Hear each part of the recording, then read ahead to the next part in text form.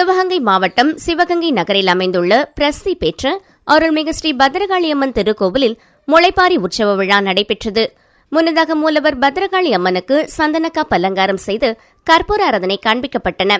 பின்னர் நவதானியங்கள் கொண்டு வளர்க்கப்பட்ட முளைப்பாரிகளை கோவில் வளாகத்தில் வைத்து ஏராளமான பெண்கள் கும்மி பாடல்கள் பாடி சுற்றி வந்து வழிபட்டனர். பின்னர் பெண்கள் முளைப்பாரிகளை தலையில் சுமந்து மங்கள வாத்தியங்களுடன் நகர்வலம் வந்து மீண்டும் கோவிலை அடைந்து அம்மனுக்கு சமர்ப்பித்து வழிபட்டனர். இதில் திரளான பக்தர்கள் கலந்து கொண்டு ஸ்ரீ பத்ரகாளி அம்மனை வழிபட்டனர்.